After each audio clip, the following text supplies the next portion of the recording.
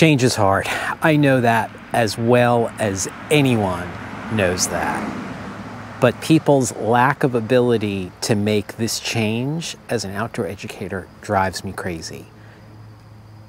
This is a better way to do something, and I'm gonna die on this hill. Let's go.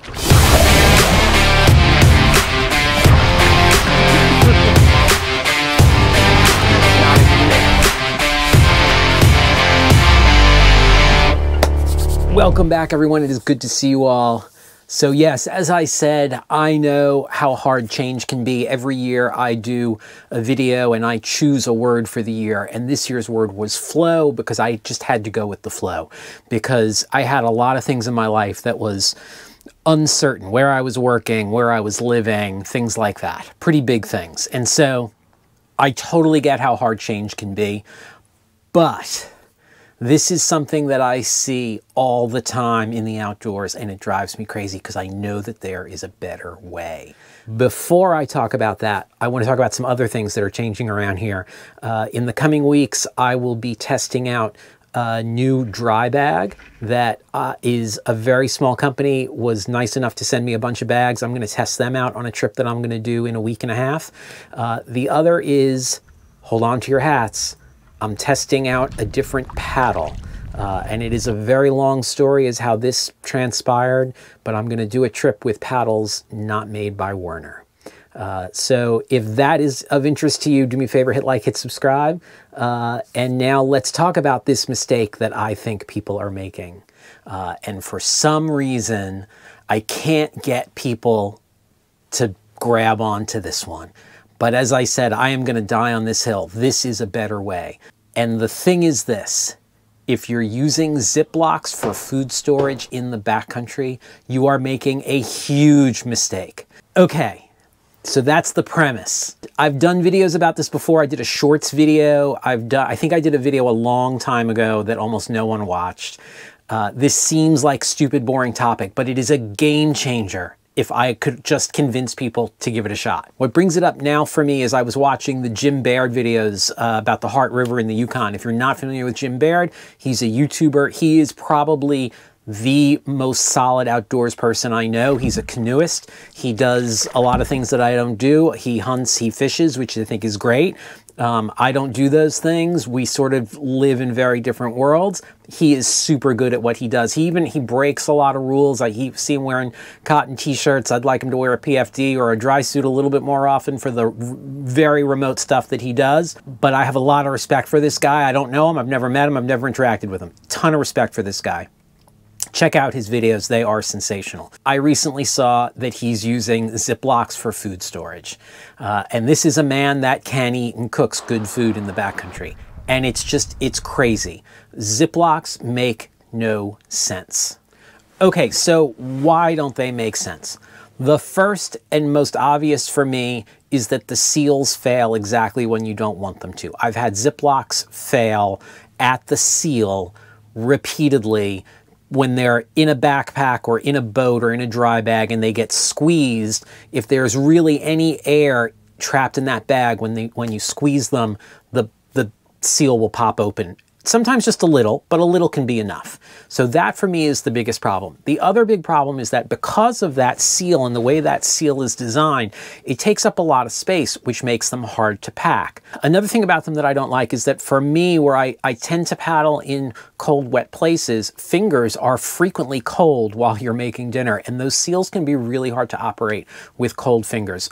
The sealing, not the opening. The sealing of the seals. I've said seal way too many times. So that's 3 good reasons, but none of those are the big reason. The big reason is the expense. The last time I did this video, which was a shorts video, they were, the best price I could find was 27 cents per bag. And today I just did some checking before throwing this out here, and I did see them ranging down to about 18 cents a bag, but as high as 54 cents a bag, depending on the type of gallon-size Ziploc. And that's what I'm talking about, is the gallon-size Ziplocs that are what most people use. Anywhere from 18 to 54 cents a bag, depending on the closure and stuff like that, but all for gallon-size Ziplocs. I might use 75 bags on a trip. That's a lot of money. and they pack too big, and they're hard to operate, and they're unreliable. So I am just not a fan. I think they are a huge mistake. If you are using them, you're making a huge mistake. A lot of times I will come up with problems and not have a solution. This time I have a solution. This is the solution. This is a food grade plastic bag that is waterproof, food grade, easy to seal, and cheap. And so I did not invent this concept. I learned this from Knowles in 2000. I don't know when they started doing it, but at least 25 years ago. And Knowles puts about 4,000 students a year out into the field since 1965. That's a lot of students. The deal with these is that you take the bag, you do a very simple overhand knot, and it's sealed. And you don't make it real tight, you make it so that it's easy to open with cold fingers, right? Super simple, super easy. The other nice thing about them is that they will stand up on their own, unlike a Ziploc bag. Because of that, they're great to like fill with snack food or something like that. You can even roll the tops down so that it's great for trail mix or pretzels or malted milk balls or whatever you want in there. They're perfect. You can also pour from them really easily, just like that. Super easy. These are sensational, absolutely sensational. Because of their shape, particularly in dry bags, they pack really small. You can, of course, adjust them. They can be huge, they can be little. These are 3 mil, 6 by 3 by 15, I think. So they can hold a pound of pasta, or they can hold, or that's 4 ounces of hash browns.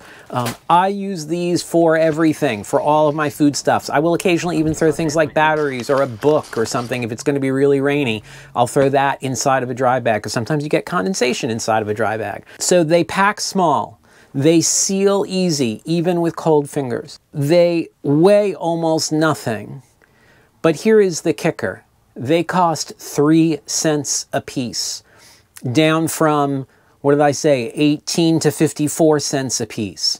They are ridiculously inexpensive. Okay, so here's the downside. You do have to buy a box of 1,000 for 31 bucks, but if you're a normal person, that box of 1,000 will last you the rest of your life. I go through a box every 3 years, 4 years.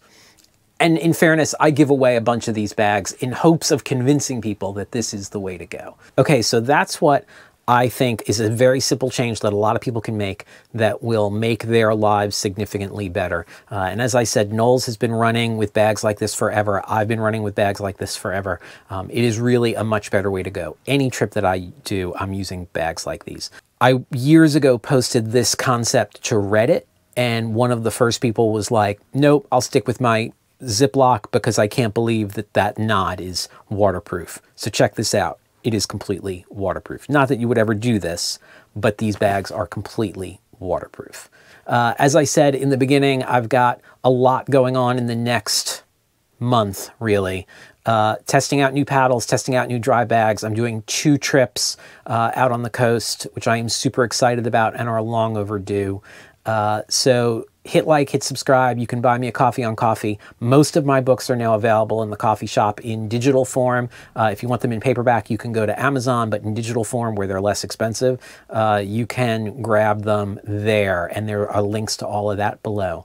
Have a great day. Stick around. A lot going on. I'll see you on the water. Good day. Do you know which one's which? I think this one's mine. It's newer. Mine is the oldest one, yeah. I put one on before, and I was like, this is way too small for my head. This ain't mine. I put another